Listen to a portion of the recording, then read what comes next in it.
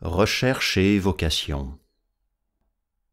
Charles Ward, comme nous l'avons vu, apprit en 1918 qu'il descendait de Joseph Curwen. Rien d'étonnant à ce qu'il ait tout de suite éprouvé un vif intérêt pour tout ce qui concernait ce mystère du passé. La moindre rumeur recueillie au sujet de son ancêtre était désormais d'une importance vitale pour lui-même, en qui coulait le sang de Curwen. Ce généalogiste débordant de fougue et d'imagination ne pouvait que se lancer sur le champ dans une quête avide et systématique de toutes les informations le concernant. Au début, il n'essaya pas de dissimuler la nature de ses recherches, si bien que le docteur Lyman lui-même hésite à dater la folie du jeune homme d'avant la fin 1919. Il discutait ouvertement avec sa famille. Sa mère d'ailleurs n'était pas particulièrement heureuse d'avoir un ancêtre comme Curwen, et avec les responsables des divers musées et bibliothèques qu'il visita. Il ne dissimulait pas davantage ses objectifs lorsqu'il allait voir certaines familles supposées avoir des archives en leur possession, et partageait le scepticisme quelque peu moqueur avec lequel on considérait les dires des auteurs de journaux intimes et de lettres. Il exprimait souvent une forte curiosité pour ce qui s'était réellement passé un siècle et demi plus tôt dans cette ferme de Pawtuxet dont il essayait en vain de trouver le site, et pour ce qu'avait vraiment été Joseph Curwen.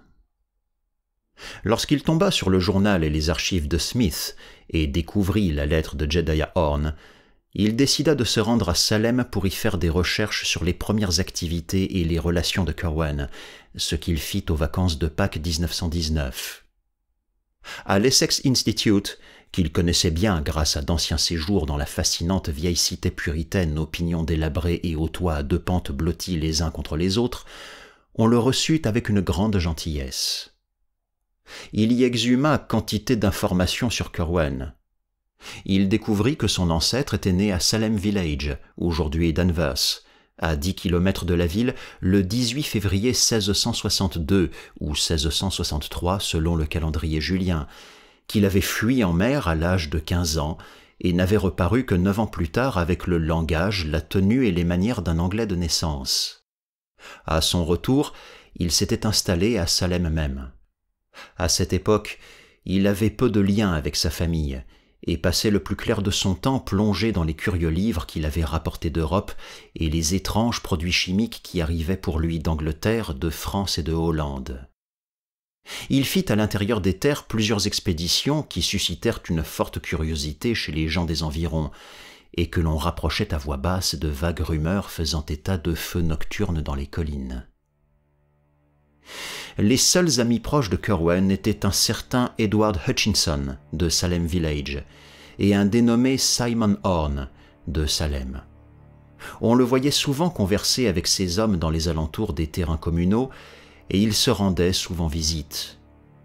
Hutchinson possédait une maison à l'écart, non loin des bois, qui déplaisait aux gens impressionnables à cause des bruits que l'on y entendait la nuit. On racontait qu'il recevait d'étranges visiteurs et que les lumières visibles à ses fenêtres n'étaient pas toujours de la même couleur. Les connaissances dont il faisait étalage à propos de gens depuis longtemps décédés et d'événements très lointains paraissaient absolument malsaines. D'ailleurs, il disparut vers le début de la chasse aux sorcières et l'on n'entendit plus jamais parler de lui. Joseph Curwen partit à la même époque, mais on apprit vite qu'il s'était installé à Providence. Simon Horne vécut à Salem jusqu'en 1720, date à laquelle son incapacité à vieillir de manière visible commença à attirer l'attention. Il disparut alors, mais au bout de 30 ans, son sosie, qui se prétendait son fils, revint revendiquer la possession de ses terres. On lui donna satisfaction sur la foi de documents manifestement rédigés de la main de Simon Horne, et Jedediah Horne continua d'habiter Salem jusqu'en 1771, lorsque certaines lettres de citoyens de Providence adressées notamment au révérend Thomas Barnard entraînèrent sa discrète disparition. Certains documents provenant de ces drôles de personnages ou portant sur eux étaient disponibles à l'Essex Institute, au palais de justice et au cadastre. On trouvait aussi bien des papiers anodins et courants, comme des titres de propriété et des actes de vente, que des fragments suspects d'une nature beaucoup plus troublante. Parmi eux, 4 ou 5 allusions incontestables aux 3 hommes dans les comptes rendus des procès pour sorcellerie. Ainsi, le 10 juillet 1692, une certaine Hepzibah Lawson jura devant la commission d'audition et de jugement présidée par le juge Hathorne que 40 sorcières et l'homme noir avaient pour habitude de se retrouver dans les bois derrière la maison de M. Hutchinson. Et, lors de la séance du 8 août, une nommée Amity Howe déclara devant le juge Gedney que M. G.B., le révérend George Burroughs, a cette nuit imposé la marque du diable sur Bridget S., Jonathan A., Simon O., Deliverance W., Joseph C., Susan P., Mehitable C. et Deborah B. Il y avait aussi un catalogue de l'insolite bibliothèque de Hutchinson, découverte après la disparition de ce dernier, et un manuscrit inachevé, rédigé de sa main dans un langage codé que personne ne parvint à déchiffrer. Ward en fit faire une copie par photostat et se lança, dès qu'il la reçut, dans l'étude occasionnelle du code. À partir du mois d'août suivant, il y travailla de manière intense, voire fébrile, et ses propos comme son attitude donnent à penser qu'il trouva la clé avant octobre ou novembre. Toutefois, il ne dit jamais s'il avait ou non réussi. Les documents concernant Horn, au contraire, présentèrent tout de suite un immense intérêt. Il ne fallut pas longtemps à Ward pour prouver, d'après l'identité des écritures, ce qu'il estimait déjà établi à la lecture du texte de la lettre adressée à Corwen, à savoir que Simon Horn et son soi-disant fils n'étaient qu'une seule et même personne. Comme Horn l'avait dit à son correspondant, vivre trop longtemps à Salem n'était pas très sûr. C'est pourquoi il avait choisi de disparaître pendant 30 ans et de ne revenir récupérer ses terres que sous l'identité de son descendant. Horn avait apparemment pris soin de détruire presque toute sa correspondance, mais les citoyens qui passèrent à l'action en 1771 trouvèrent et conservèrent quelques lettres et documents qui attisèrent leur curiosité. Les papiers contenaient des formules et schémas cryptiques, de sa main et d'autres, que Ward entreprit de copier ou de faire photographier. Il y avait aussi une lettre extrêmement mystérieuse, dans une écriture que le chercheur, après comparaison avec des documents du cadastre, attribua formellement à Joseph Corwen.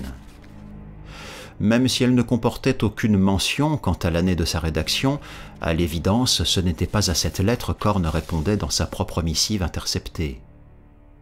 Sur la base de détails intrinsèques, Ward la data au plus tard de 1750. Il n'est peut-être pas inutile d'en donner le texte entier en guise d'échantillon du style d'un homme dont l'histoire fut si sombre et terrible. La lettre est adressée à Simon, mais le nom est barré. Par Corwen ou Horn, Ward ne put le déterminer. Providence, le 1er mai, ut vulgo.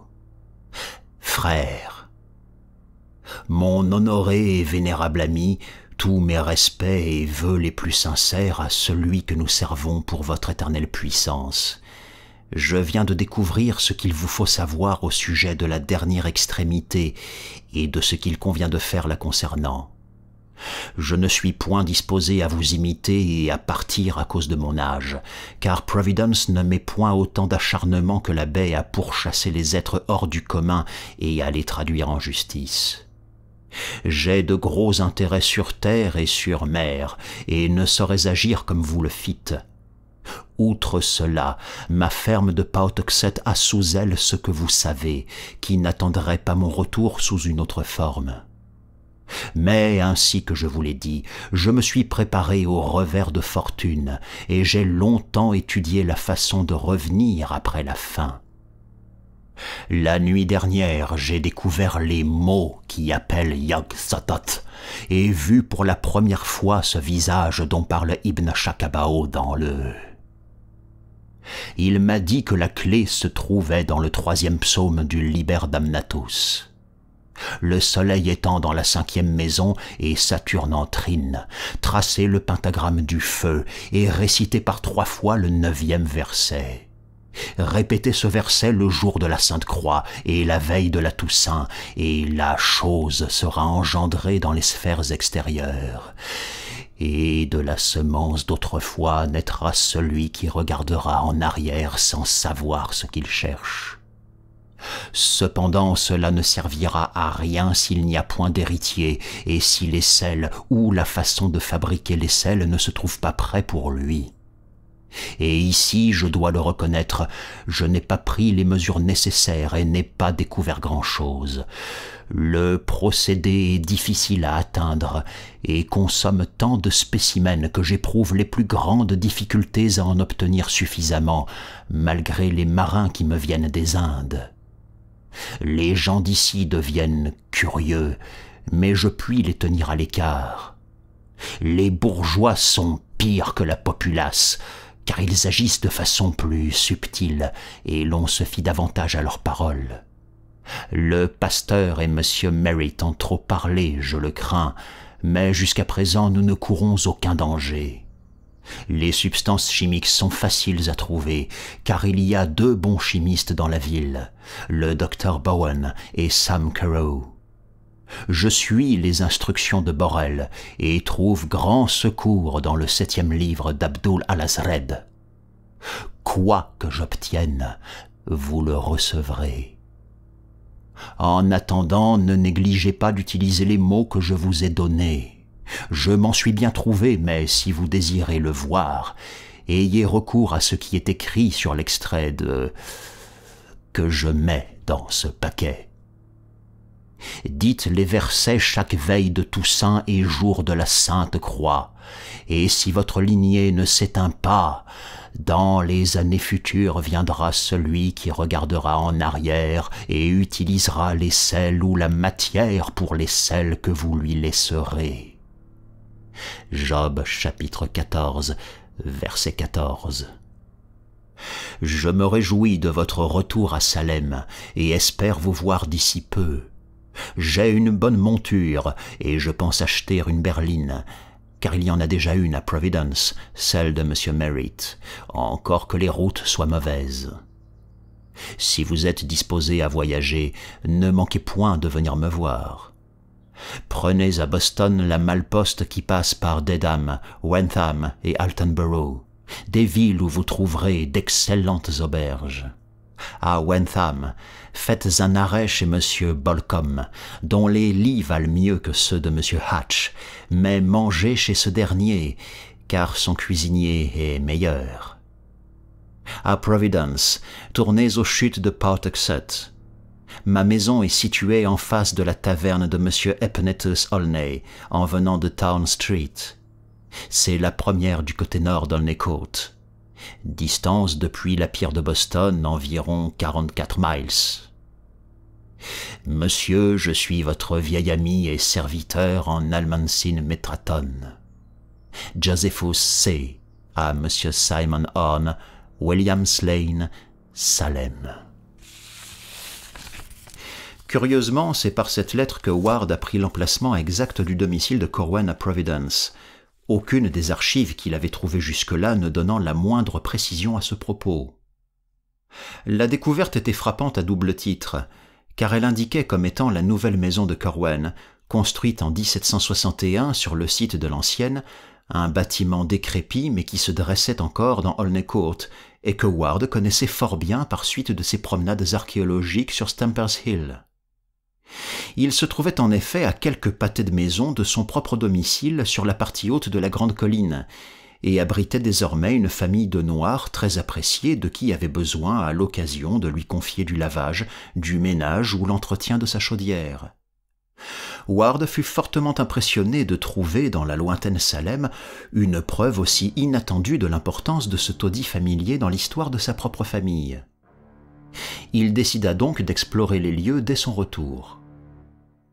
Les parties les plus ésotériques de la lettre, qu'il attribuait à quelque symbolisme extravagant, le déconcertaient franchement. Cependant, il remarqua avec un frisson de curiosité que le passage de la Bible auquel il était fait référence, Job chapitre 14, verset 14, était le verset bien connu Est-il possible qu'une fois mort, l'homme revive?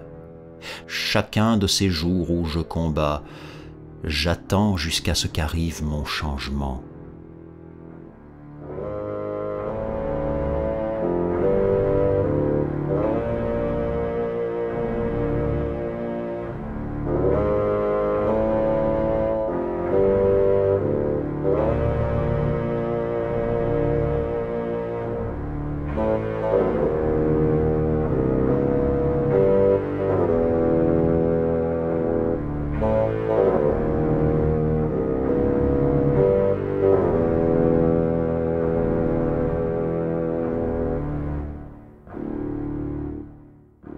Le jeune Ward rentra chez lui dans un agréable état d'excitation et passa le samedi suivant à étudier longuement et à fond la maison d'Olney Court.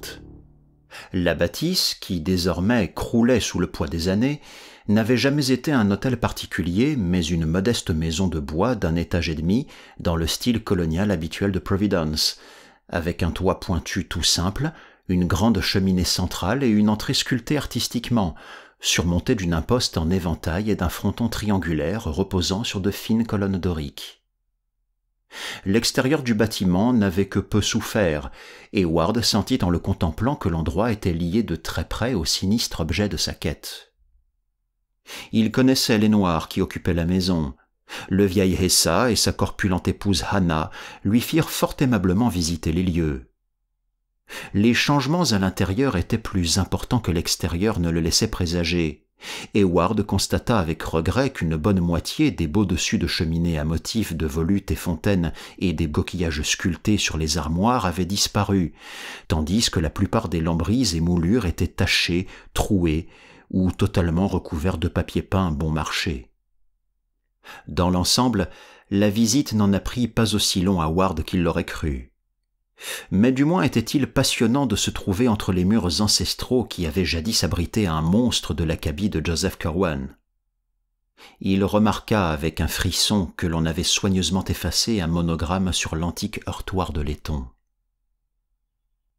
Dès lors et jusqu'à la fin des cours, Ward consacra son temps à étudier la copie photostatique du code Hutchinson et réunir des informations au niveau local sur Curwen. Si le premier refusait toujours de se laisser déchiffrer, Ward obtint les secondes en si grand nombre, en même temps que quantité de pistes vers d'autres trouvailles du même ordre en d'autres lieux que, dès juillet, il était prêt à partir pour New London et New York, consulter de vieilles lettres qui semblaient s'y trouver. Ce voyage très fructueux le vit découvrir les lettres de Fenner décrivant la terrible attaque de la ferme de Pawtuxet, et la correspondance de Nightingale Talbot, dans laquelle il apprit l'existence du portrait peint sur un panneau de la bibliothèque de Curwen. La question du portrait l'intéressait particulièrement, d'autant qu'il aurait donné beaucoup pour savoir à quoi ressemblait Joseph Curwen. Il décida donc de procéder à une seconde fouille de la maison d'Olney Court, dans l'espoir de trouver les restes de la vieille œuvre sous les couches de peinture écaillée ou de papier moisi. Les recherches eurent lieu début août. Ward passa au peigne fin les murs de toutes les pièces suffisamment grandes pour avoir pu contenir la bibliothèque du maléfique bâtisseur. Il accorda une attention particulière aux grands panneaux des quelques parements encore présents au-dessus des manteaux de cheminée. Au bout d'une heure environ, il ressentit un vif enthousiasme, certain qu'il était de distinguer, sur une large zone au-dessus de la cheminée d'une pièce spacieuse du rez-de-chaussée et sous plusieurs couches de pigments, une surface sensiblement plus foncée que n'aurait dû l'être une peinture d'intérieur ordinaire ou le bois sous cette dernière. Après quelques sondages de plus à l'aide d'un couteau à lame fine, il comprit qu'il était tombé sur un portrait à l'huile de grande taille. Faisant preuve de la retenue du véritable chercheur, le jeune homme n'essaya pas de libérer sur-le-champ l'image cachée en se servant de son couteau au risque d'endommager l'œuvre, mais quitta le lieu de sa découverte afin de se mettre en quête d'un expert. 3 jours plus tard, il revint avec un artiste très expérimenté, M. Walter C. Dwight, dont l'atelier se trouve presque au pied de College Hill. Et ce spécialiste de la restauration de tableaux se mit aussitôt au travail avec les méthodes et substances chimiques idoines. Le vieil Hessa et son épouse s'inquiétèrent évidemment de la présence de ces étranges visiteurs et furent dûment dédommagés pour cette invasion de leur foyer. Les travaux progressant au fil des jours, Charles Ward regarda avec un intérêt croissant les lignes et nuances qui sortaient peu à peu de leur long oubli. Dwight avait commencé par le bas, et comme il s'agissait d'un portrait en demi-grandeur, le visage mit un certain temps à ressortir.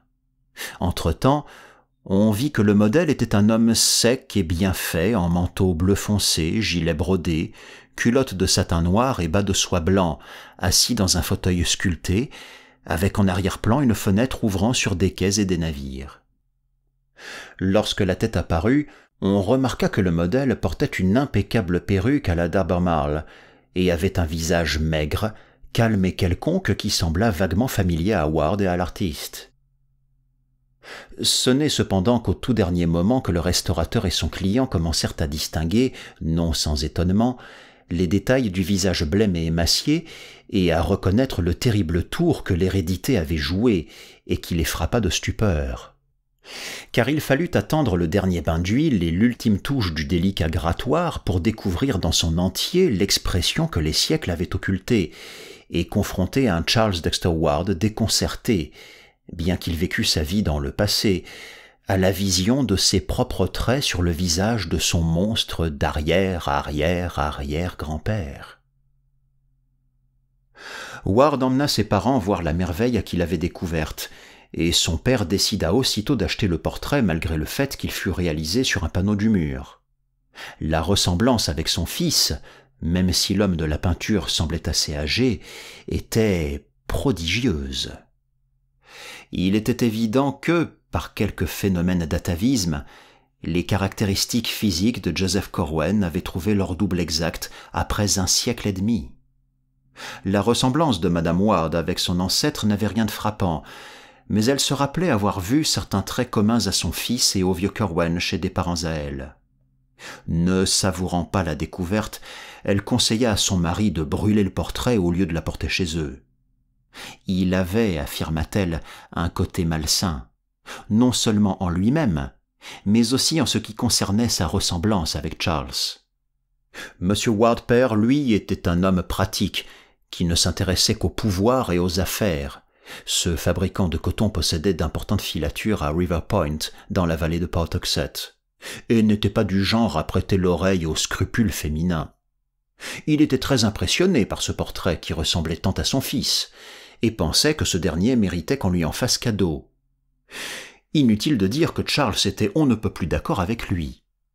Et quelques jours plus tard, M. Ward retrouva le propriétaire de la maison, un petit homme à tête de rongeur et à l'accent guttural, et obtint l'ensemble, manteau de cheminée et parement de bois sur lequel était peint le portrait, à un prix fixé d'un ton sec et qui coupa court à l'imminent torrent de marchandages mielleux.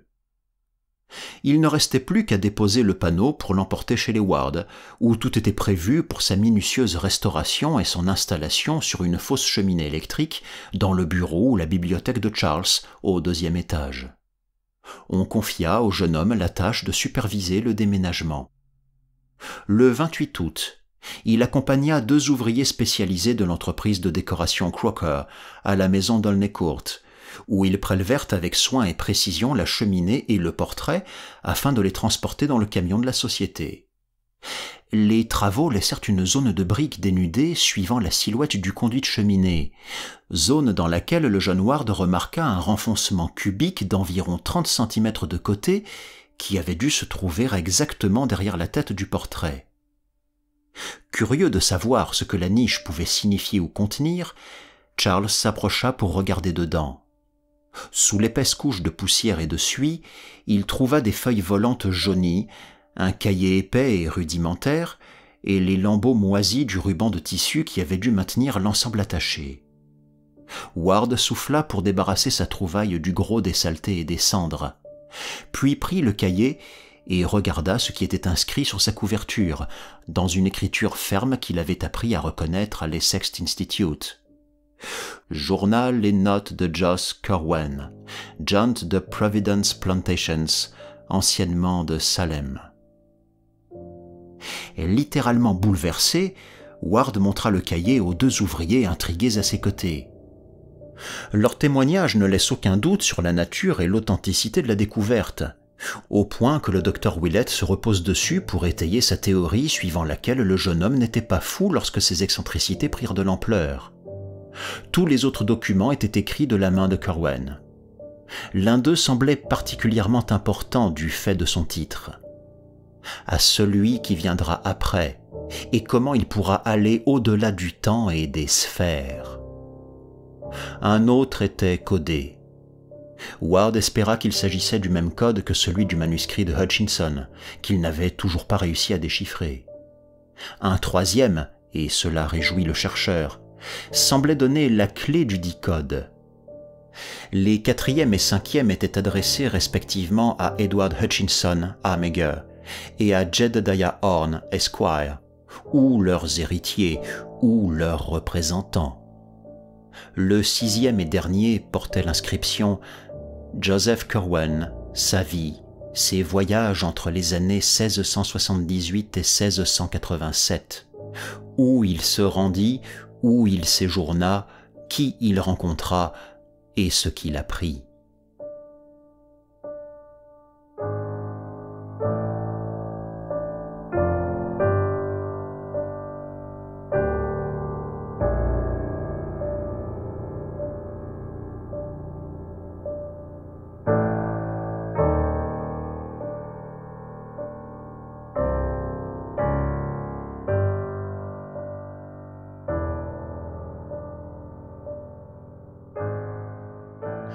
Nous sommes arrivés au moment où les aliénistes les plus académiques situent le commencement de la folie de Charles Ward.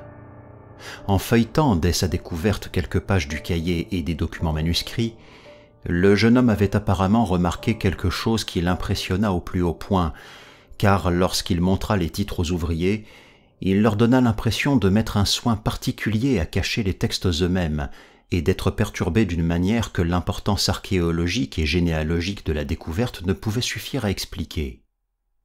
De retour chez lui, il annonça la nouvelle d'un air presque gêné, comme s'il voulait donner une idée de son incommensurable importance sans avoir à en produire la preuve.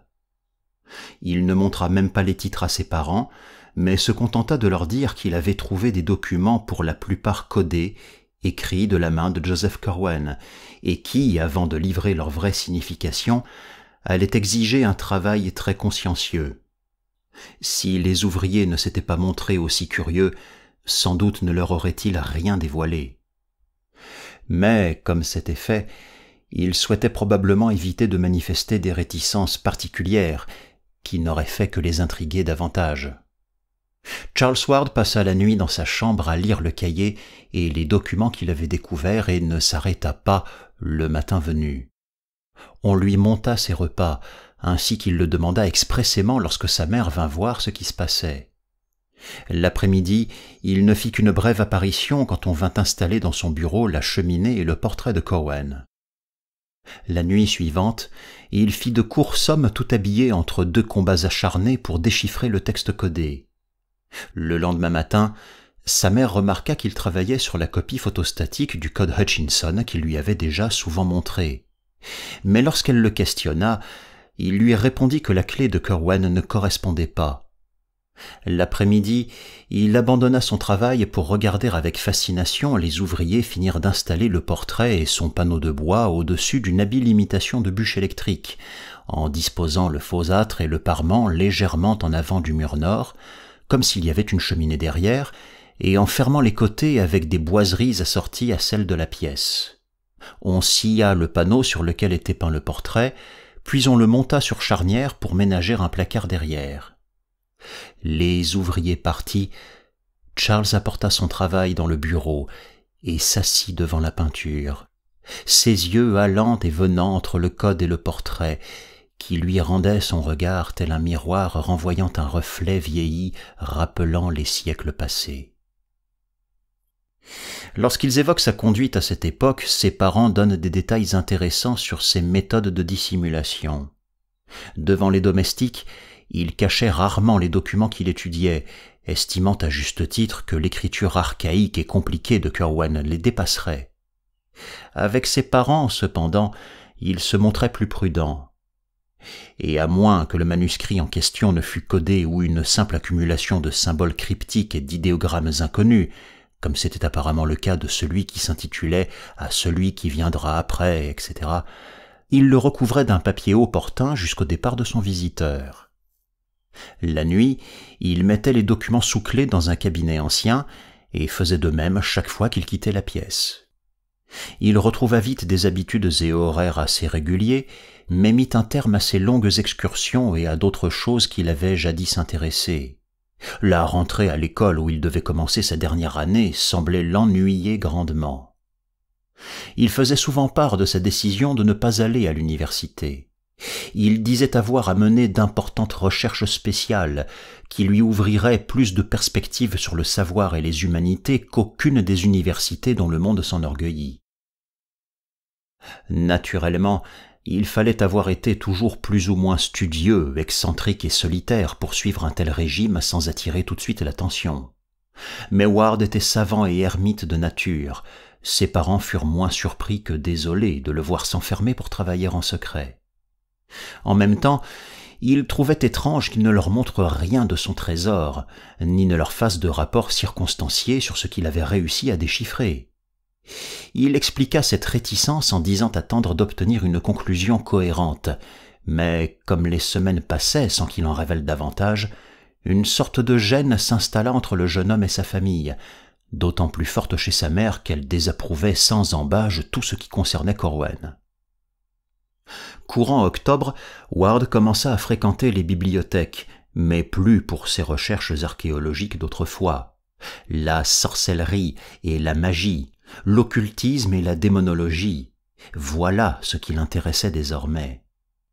Et quand les ressources de Providence se révélaient insuffisantes, il se rendait en train à Boston pour exploiter les richesses de la grande bibliothèque de Copley Square, de la Widener Library de Harvard, ou de la Zion Research Library de Brooklyn, qui dispose de certains ouvrages rares sur les questions bibliques. Il acheta beaucoup de livres portant sur des sujets mystérieux et équipa son bureau de nouveaux rayonnages pour ses dernières acquisitions. Et pendant les vacances de Noël, il fit une série de voyages hors de la ville, dont un à Salem, pour consulter certaines archives de l'Essex Institute. Vers la mi-janvier de l'année 1920, l'attitude de Ward commença à trahir un certain sentiment de triomphe qu'il n'expliqua pas, et on ne le vit plus étudier le code de Hutchinson. À la place, il se lança dans une double entreprise de recherche chimique et de compulsion d'archives. Pour l'une, il installa un laboratoire dans le grenier inutilisé de la maison, et pour l'autre, il hanta tous les services de Providence fournissant des données démographiques. Plus tard, quand on les interrogea, les marchands locaux de drogues et de matériel scientifique fournirent les étonnantes listes, aussi bizarres qu'incohérentes, des substances et instruments qu'il avait achetés. Mais des employés de la State House, de l'hôtel de ville et des différentes bibliothèques s'accordent sur le but de sa seconde activité. Il cherchait sans relâche, et même fébrilement, la tombe de Joseph Corwen, dont une ancienne génération avait eu la sagesse d'effacer le nom de sa stèle d'ardoise. Petit à petit, la famille Ward acquit la conviction qu'il se passait quelque chose d'anormal. Charles avait déjà eu des lubies passagères, mais malgré toute son originalité, ce goût grandissant pour le secret et l'acharnement avec lequel il s'était lancé dans cette quête insolite ne lui ressemblait pas. S'il travaillait à l'école, c'était uniquement pour la galerie, et même s'il n'échoua à aucun examen, il était évident que son application d'antan n'était plus qu'un souvenir. Il avait désormais d'autres centres d'intérêt, et quand il n'était pas dans son laboratoire neuf avec une pile d'antiques ouvrages d'alchimie, on le trouvait plongé dans de vieux actes de décès des archives municipales, ou le nez dans ses traités de sciences occultes dans son bureau, où le visage de Joseph Corwen, si étonnamment semblable au sien, et d'aucuns s'imaginaient d'ailleurs que la ressemblance s'accentuait, le considérait de son regard impassible depuis le dessus de sa grande cheminée sur le mur nord. Vers la fin mars, Ward, ne se contentant plus de compulser des archives, se lança dans une série de sinistres excursions dans les différents vieux cimetières de la ville. On découvrit pourquoi par la suite, en apprenant des employés de l'hôtel de ville qu'il avait sans doute trouvé un indice important. Soudain, ses recherches ne concernaient plus la tombe de Joseph Corwen, mais celle de Naphtali Field, changement qui s'expliqua quand les enquêteurs, en consultant les mêmes dossiers que lui, tombèrent sur un bout de compte-rendu de l'inhumation de Corwen ayant échappé à la campagne d'épuration, et sur lequel était écrit que l'étrange cercueil de plomb avait été enterré à 3 mètres au sud et 1,50 m à l'ouest de la tombe de Naphtali Field, dans le nom du cimetière précis était absent du document. La recherche restait extrêmement difficile. La sépulture de Naphtali Field semblait tout aussi introuvable que celle de Corwen. Mais cette personne n'avait pas fait l'objet d'un effacement systématique, et quand bien même le dossier aurait été perdu, il n'était pas déraisonnable d'espérer tomber par hasard sur sa stèle. D'où les excursions, dont furent exclus le cimetière de St. John, autrefois de King's Church, et le vieux carré des congrégationalistes au milieu de Swan Point Cemetery, d'autres statistiques ayant montré que le seul Naphtali Field, mort en 1729, dont il pouvait être question, avait été de confession baptiste.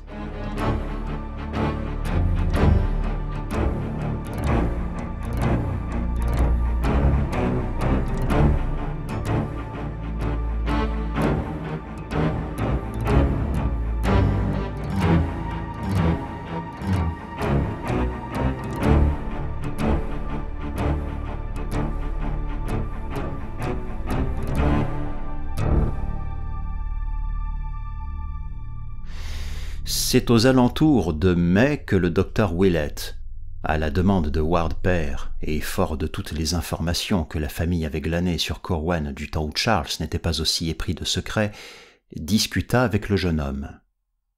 L'entretien ne fut ni très utile ni bien concluant, car tout du long, Willett sentit que Charles restait parfaitement maître de lui et ne perdait pas de vue des questions d'une réelle importance. Mais du moins la conversation obligea-t-elle le jeune homme renfermé à fournir une explication rationnelle sur son comportement récent. Ward, un homme ennuyeux et impassible, peu enclin à ressentir de l'embarras, semblait tout à fait prêt à parler de ses recherches, mais pas à en révéler l'objet. Il déclara que les documents de son ancêtre contenaient des informations remarquables sur les sciences de jadis, pour la plupart codées, et apparemment d'une importance uniquement comparable aux découvertes de frère Bacon, voire supérieures. Cependant, elles étaient dépourvues de sens, à moins qu'on les mette en corrélation avec un corpus de connaissances désormais parfaitement obsolète, si bien que, en les présentant sur le champ dans un monde ne connaissant que la science moderne, on les priverait de toute leur magnificence, de toute leur portée dramatique. Pour leur donner la place qu'elles méritaient dans l'histoire des idées, il fallait d'abord les mettre en perspective, ce qui ne pouvait être fait que par quelqu'un connaissant bien le terrain sur lequel elles s'étaient développées, tâche à laquelle Ward se consacrait maintenant. Il cherchait à s'imprégner le plus vite possible des anciens arts oubliés que tout bon exégète des documents Corwen se devait de posséder, et espérait à terme faire une annonce et une présentation complète qui s'avérerait du plus grand intérêt pour l'humanité et l'univers des sciences. Einstein lui-même, affirma-t-il, ne saurait transformer plus profondément les conceptions actuelles. Quant à sa recherche de cimetière, dont il reconnut aisément le but sans donner de précision sur son avancement, il affirma avoir des raisons de penser que la stèle mutilée de Joseph Corwen comportait certains symboles mystiques, gravés d'après les instructions de son testament et que ceux qui avaient effacé le nom du défunt avaient épargné par ignorance, absolument indispensables à la résolution de son code. Corwen, croyait-il, était soucieux de préserver son secret. En conséquence, il avait disséminé les informations de manière extrêmement curieuse. Quand le docteur Willett demanda à voir les documents ésotériques, Ward montra de fortes réticences et essaya de le dégoûter en produisant par exemple les copies photostatiques du code Hutchinson ou les formules et schémas d'Horn. Toutefois, il finit par lui montrer les pages de titre de quelques-unes de ses découvertes provenant directement de Corwen. Le journal et notes, le code secret, dont le titre était également codé, et le message à celui qui viendra après, regorgeant de formules. Il le laissa parcourir les textes rédigés en caractères inconnus. Il ouvrit aussi le journal à une page soigneusement choisie pour son innocuité, afin de donner à Willett un aperçu de l'écriture cursive de Curwen en anglais. Le docteur étudia très attentivement les pattes de mouche chargées d'arabesques, et remarquant l'impression générale évoquant un manuscrit du XVIIe siècle, tant au niveau de l'écriture que de l'expression, et ce malgré le fait que l'auteur ait vécu au XVIIIe siècle, fut vite convaincu de l'authenticité du document. Le texte lui-même était relativement banal, et Willett n'en retint qu'un extrait. Mercredi 16 octobre 1754. Mon sloop, l'éveillé, arrive ce jour en provenance de Londres avec 20 nouveaux hommes ramenés des Indes, des Espagnols de Martineco et 2 Hollandais du Suriname. Les Hollandais risquent de déserter, car ils ont entendu des bruits assez fâcheux sur ces expéditions, mais je veillerai à les convaincre de rester. Pour M. Knight Dexter, du Livre et la Baie, 120 pièces de Camelot, 100 pièces assorties de camelotine, 20 pièces de Molton bleu, 100 pièces de Chalon, 50 pièces de Calmande, 300 pièces de Chensoy et de Hum-Hum. Pour M. Green de l'Éléphant, 50 bouilloires d'un gallon, 20 bassinoires, 15 doux-feux, 10 paires de pincettes. Pour M. Périgot, un jeu d'haleine. Pour M. Nightingale, 50 rames de papier foolscap de première qualité. Est récité le Sabaoth 3 fois cette nuit, mais nul n'est apparu. Attend d'autres nouvelles de M. H. en Transylvanie, bien qu'il soit difficile de le joindre et extrêmement étrange qu'il ne puisse me donner l'usage de ce qu'il a si bien su utiliser ces 100 dernières années. Simon n'a pas écrit depuis 5 semaines, mais j'attends bientôt des nouvelles de lui. Quand, arrivé à ce point du texte, le docteur Willett tourna la page, Ward s'empressa de l'en empêcher, en lui arrachant pour ainsi dire le carnet des mains. Sur la page suivante, le médecin n'avait réussi à voir que 2 courtes phrases. Mais étrangement, elles restèrent gravées dans sa mémoire.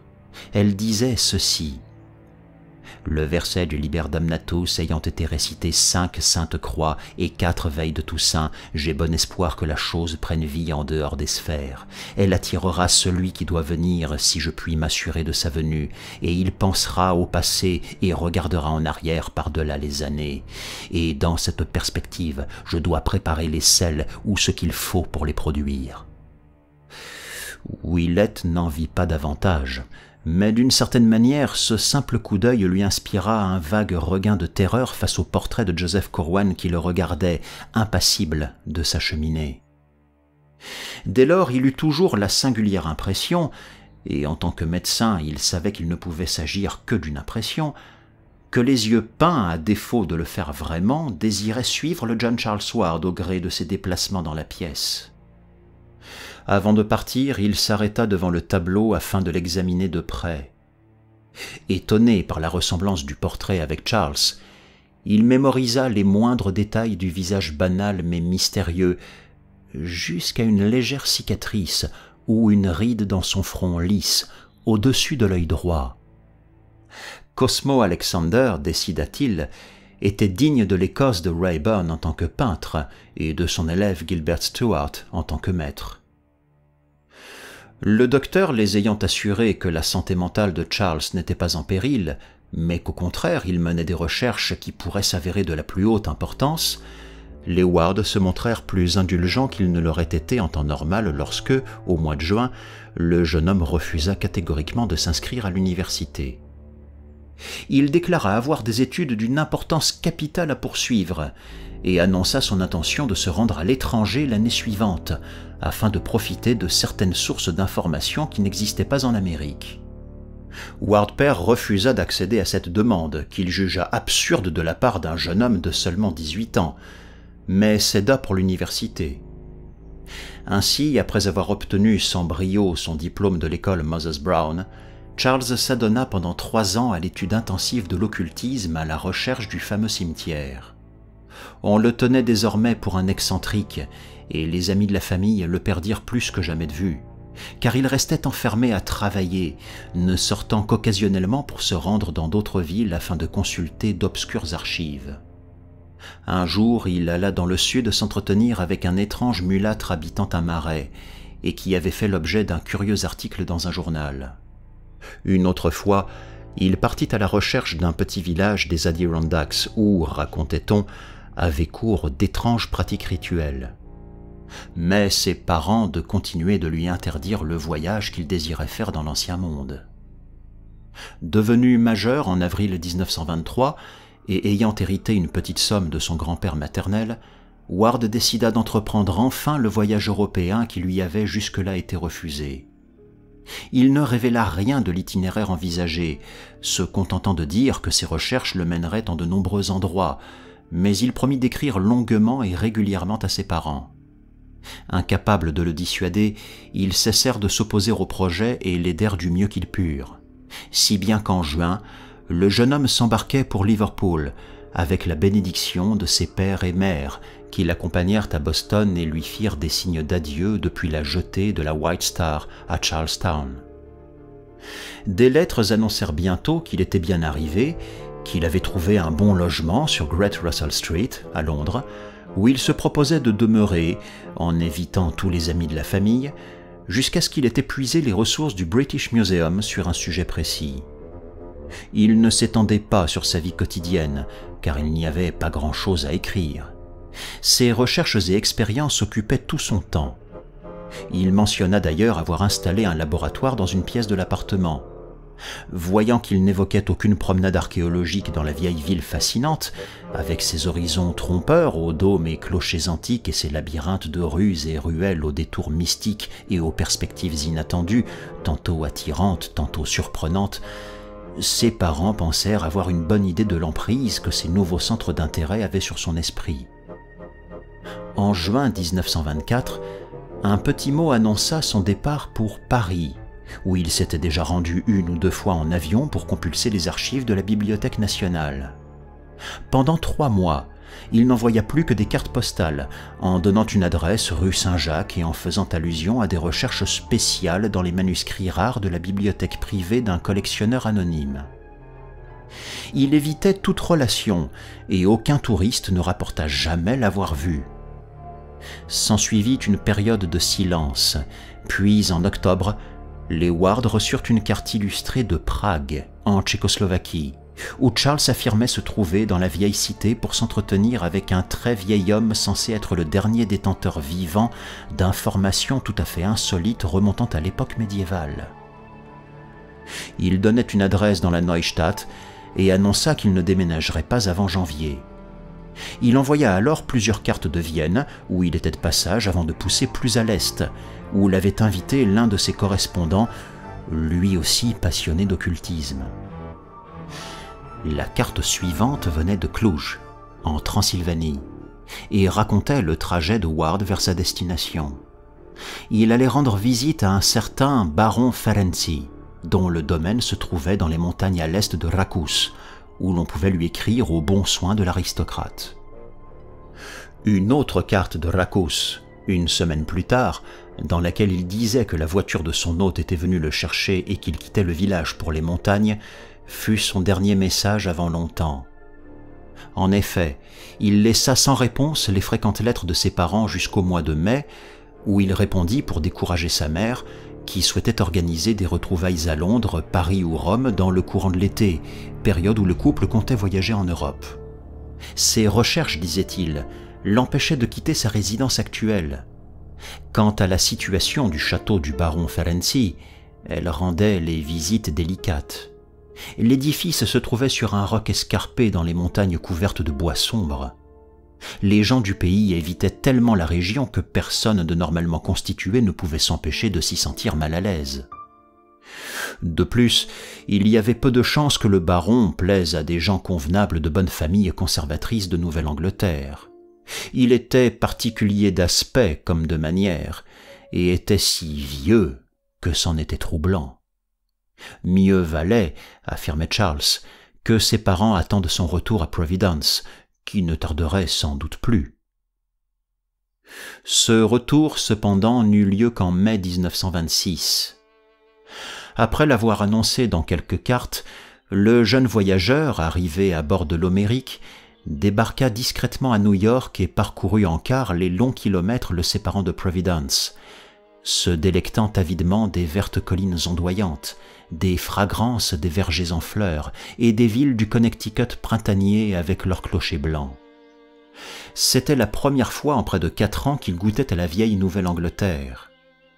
Lorsque le car traversa le Pawcatuck et entra dans le Rhode Island en même temps que dans la féerie dorée d'un après-midi de fin de printemps, le cœur de Charles se mit à battre la chamade. Son arrivée à Providence par Reservoir Avenue et Elmwood Avenue le laissa pantelant et émerveillé, malgré les abysses de connaissances interdites dans lesquels il s'était plongé. Sur la haute place où se rejoignent les rues Broad, Weybosset et Empire, il vit devant lui et en contrebas, dans le feu du soleil couchant, les maisons, dômes et clochers agréables et inoubliables de la vieille ville. Et il fut pris d'un étrange vertige quand le véhicule descendit jusqu'au terminus, derrière le Biltmore, ce qui révéla à son regard le grand dôme, la douce verdure hérissée de toits de l'antique colline, de l'autre côté de la rivière, et la grande flèche coloniale de la première église baptiste que la lumière magique du soir dessinait en rose sur la fringante verdure printanière de la pique qui lui servait de toile de fond. Chère vieille Providence! C'était cette ville et les mystérieuses forces de sa longue histoire ininterrompue qui l'avaient fait naître et l'avaient entraîné dans le passé vers des merveilles et secrets dont nul prophète n'aurait su dire les limites. Là se trouvait le mystère, horrible ou merveilleux suivant le cas, auquel toutes ces années de voyage et de zèle l'avaient préparé. Un taxi l'emmena en trombe par la place de la Poste, d'où il aperçut la rivière, puis par le vieux marché couvert, avant de passer l'entrée de la baie et de gravir en tournant la pente abrupte de Waterman Street jusqu'à Prospect Street, où le vaste dôme scintillant et les colonnes rougies par le couchant de l'église Christian Science attirèrent son regard vers le nord. Puis, sur 8 pâtés de maisons, ces belles et vieilles résidences que ses yeux d'enfant avaient connues, ces trottoirs de briques désuets que ses pieds juvéniles avaient si souvent foulés. Et enfin, sur sa droite, la petite ferme blanche rattrapée par la ville, et sur sa gauche, le porche classique dans le style d'Adam, et l'imposante façade de l'immense maison de briques où il était né. C'était le crépuscule, et Charles Dexter Ward était de retour chez lui.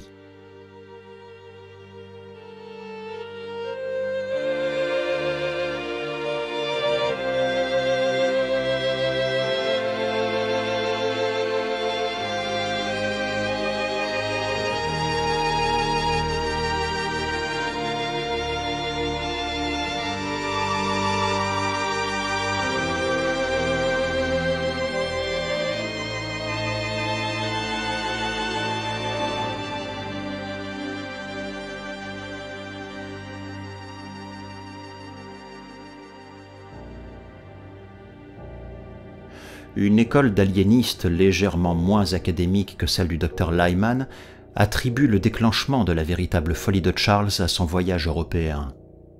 Partant du principe qu'il était sain d'esprit à son départ, ces scientifiques estiment que son comportement à son retour montre qu'un changement désastreux s'est produit. Mais cette hypothèse aussi est rejetée par le Dr Willett. Il insiste pour dire que quelque chose est arrivé plus tard et pour attribuer l'étrangeté dont fit preuve le jeune homme à cette époque à la pratique de rituels appris à l'étranger. Son comportement était certes étrange, mais n'impliquait aucunement que le célébrant était atteint d'aberration mentale.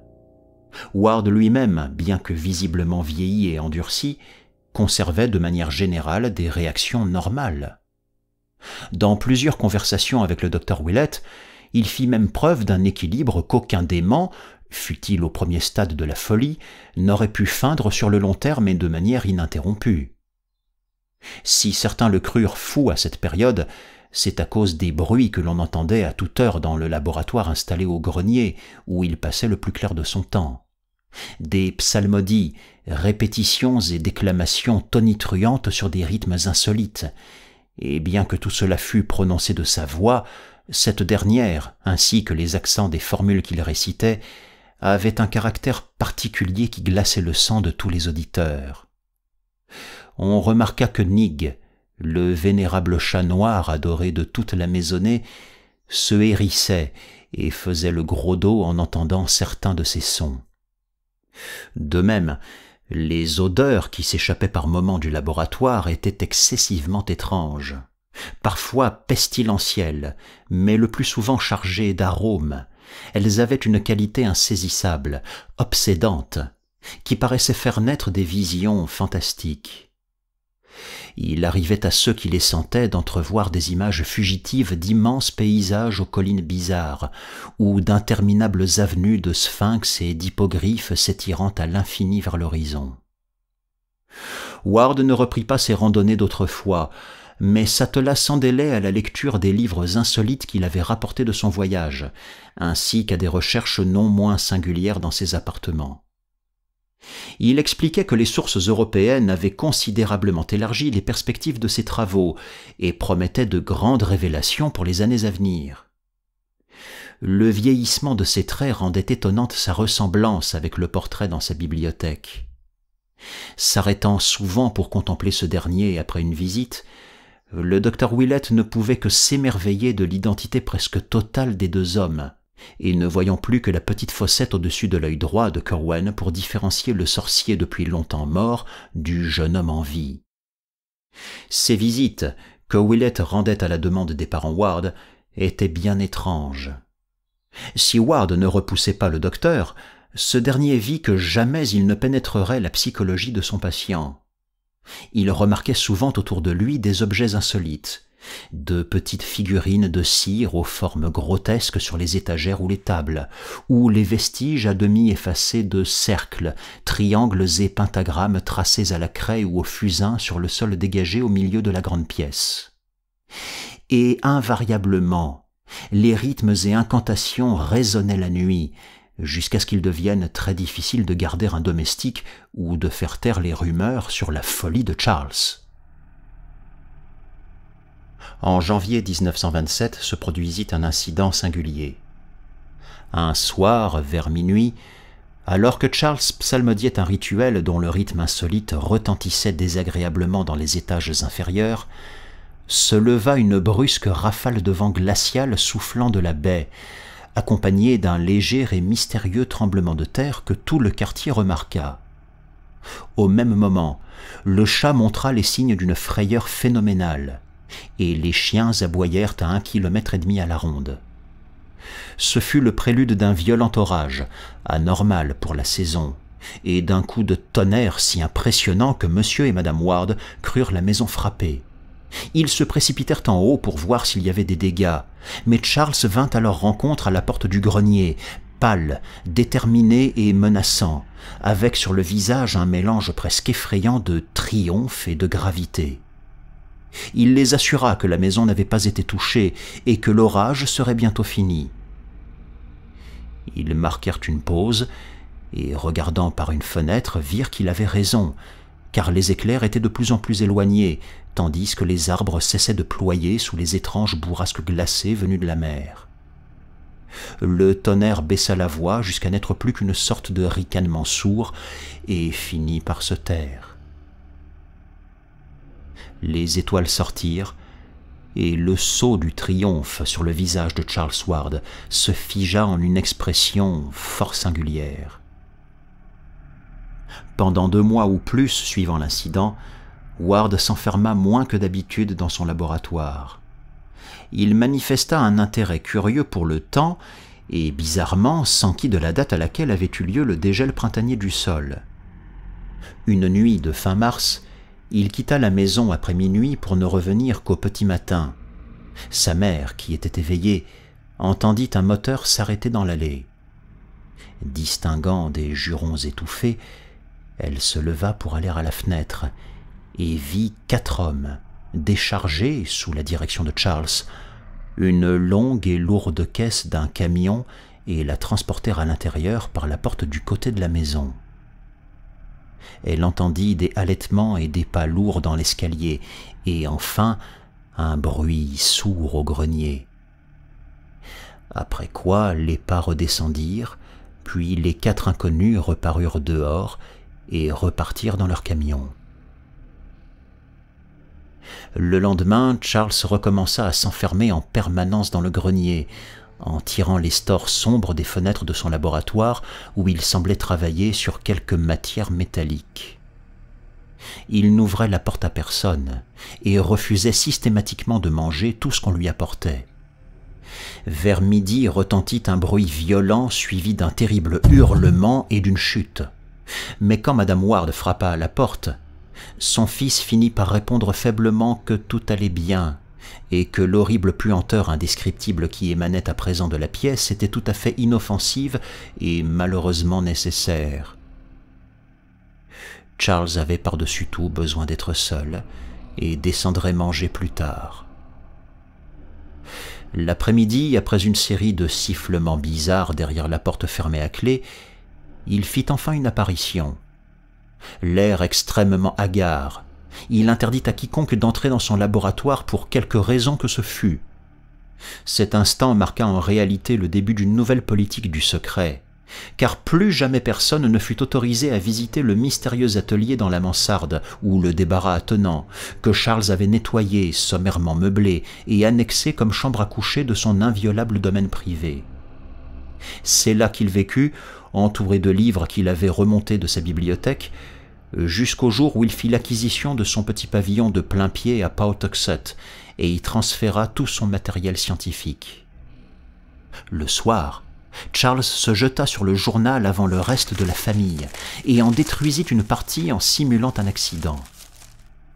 Plus tard, le docteur Willett, ayant retrouvé la date à partir des déclarations de plusieurs membres de la maisonnée, se procura un exemplaire intact au siège du journal et trouva l'article suivant dans la rubrique détruite. Des fossoyeurs nocturnes surpris au cimetière nord. Ce matin, Robert Hart, veilleur de nuit au cimetière nord, a surpris un groupe d'hommes avec un camion dans sa partie la plus ancienne, mais les a apparemment mis en fuite avant qu'ils ne puissent accomplir ce pourquoi ils étaient venus. La découverte a eu lieu vers 4 heures du matin, heure à laquelle Hart entendit un bruit de moteur qui le fit sortir de son abri. Cherchant l'origine du bruit, il a vu un gros camion à quelque distance dans l'allée principale, mais n'a pu approcher suffisamment, trahi par le bruit de ses semelles sur le gravier. Les intrus se sont dépêchés de charger une grande caisse dans le véhicule et ont démarré en direction de la rue avant que le gardien puisse les rattraper. Comme aucune tombe n'a été ouverte, Hart pense qu'il comptait enterrer la caisse. Les hommes devaient creuser depuis longtemps lorsqu'il les a repérés, car Hart a trouvé un énorme trou à bonne distance de l'allée, dans la concession d'Amasa Field, où la plupart des vieilles stèles ont depuis longtemps disparu. Le trou, aussi grand et profond qu'une tombe, était vide et ne correspondait à aucune inhumation dans les archives du cimetière. Le sergent Riley, du poste de police numéro 2, a examiné les lieux et pense que le trou a été creusé par des contrebandiers à l'ingéniosité morbide, en quête d'une cachette sûre dans un lieu de tout repos pour leur alcool. Interrogé, Hart pense que le camion en fuite a remonté Rochambeau Avenue, mais ne peut l'affirmer.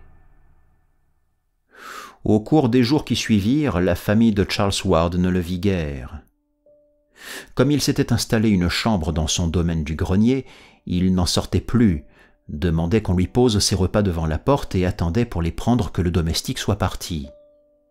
Le ronronnement monotone des formules et les psalmodies au rythme bizarre reprenaient à intervalles réguliers, entre lesquels on entendait parfois des tintements de verre, des sifflements de produits chimiques, des bruits d'eau qui coulaient, ou le rugissement des flammes de gaz.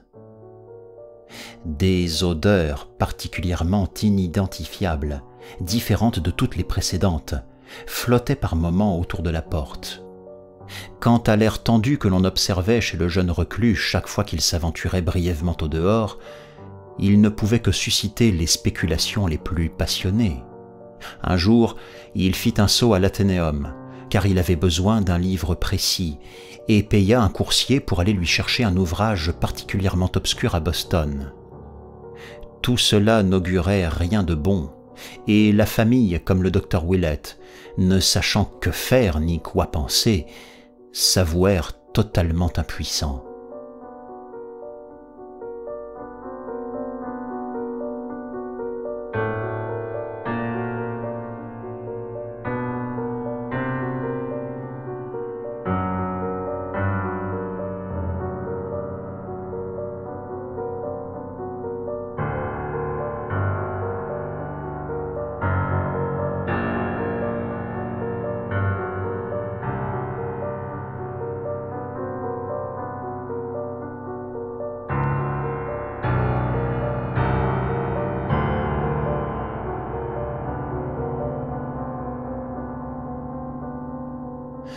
Le 15 avril se produisit un étrange rebondissement.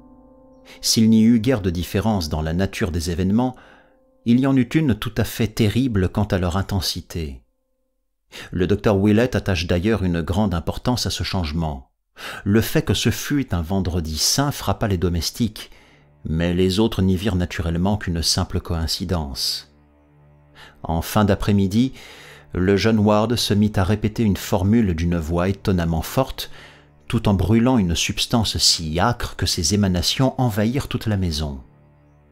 Les mots étaient si clairement audibles dans le couloir devant la porte fermée que madame Ward, qui tendait l'oreille, anxieuse, ne put s'empêcher de les mémoriser, si bien que, plus tard, elle fut en mesure de les noter à la demande de Willett. La formule en question est reproduite ci-dessous.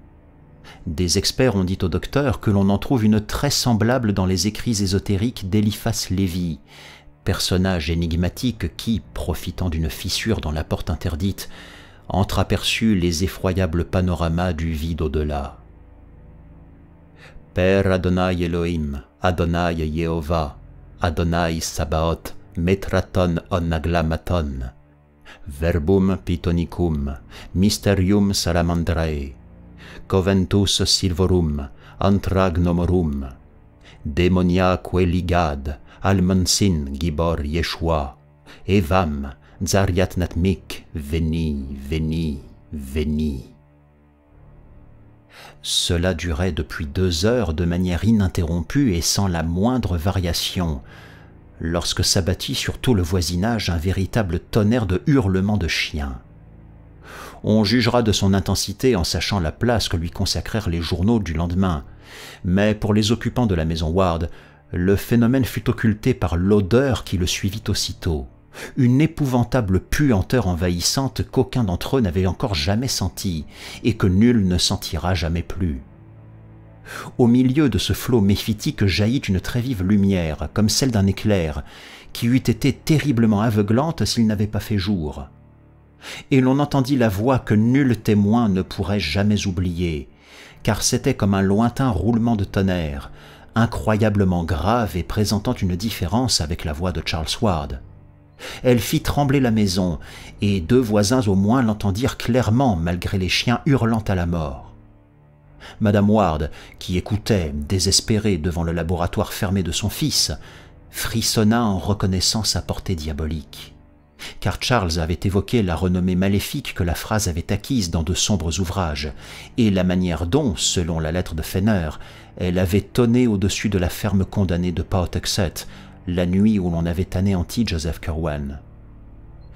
Impossible de se tromper sur cette phrase cauchemardesque, Charles l'ayant décrite de façon tout à fait frappante à l'époque lointaine où il parlait franchement de ses recherches sur Curwen.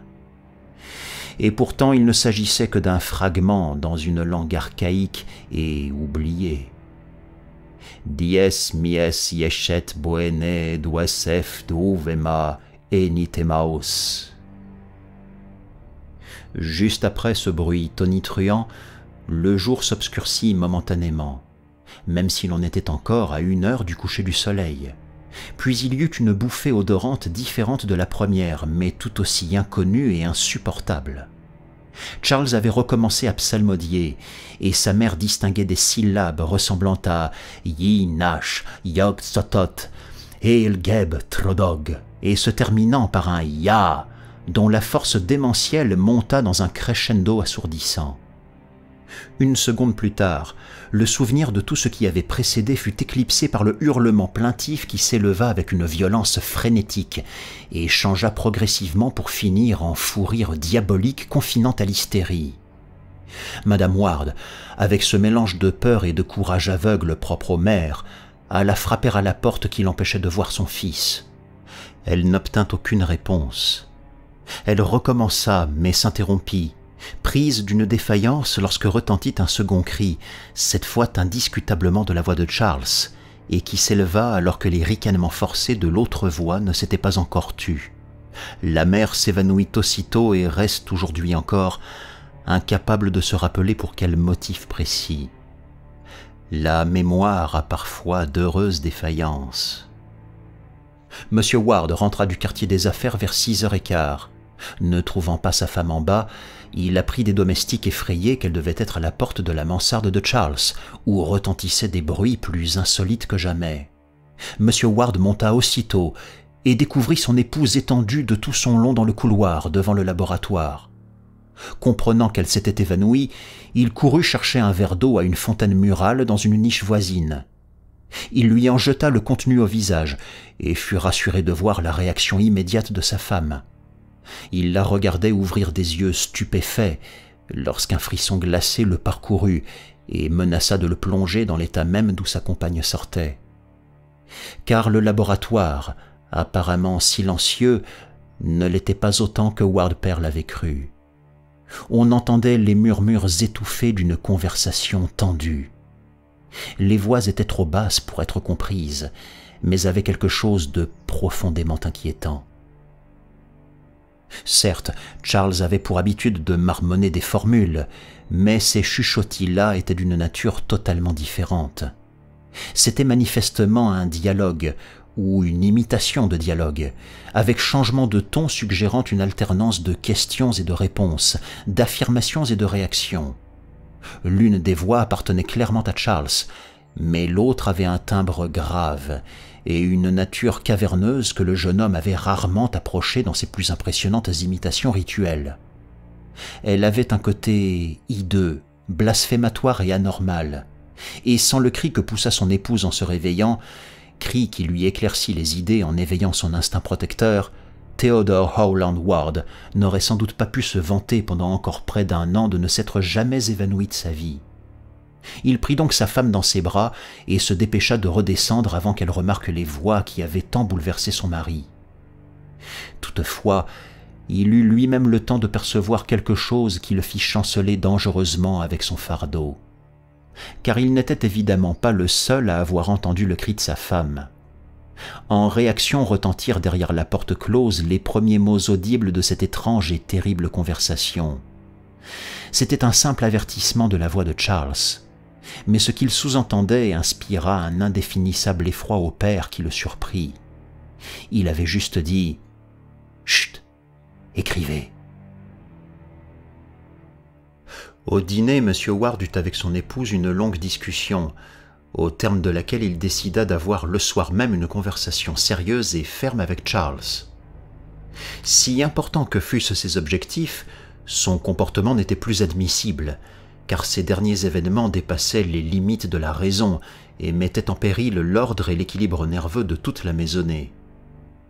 Le jeune homme devait vraiment avoir perdu l'esprit, car seule la folie pouvait expliquer ces cris sauvages, ces fausses voix et ces conversations imaginaires de l'après-midi. Tout cela devait s'arrêter, sinon Madame Ward risquait de tomber malade, et il deviendrait impossible de garder des domestiques. M. Ward se leva à la fin du repas pour monter au laboratoire de Charles. Mais au 2e étage, il s'arrêta en entendant des bruits dans la bibliothèque désormais abandonnée de son fils. Apparemment, quelqu'un jetait des livres et froissait violemment des papiers.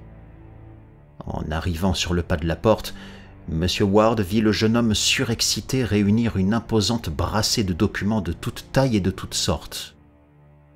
Charles, qui avait les traits particulièrement tirés et l'air hagard, sursauta et laissa tomber tout ce qu'il tenait en entendant la voix de son père.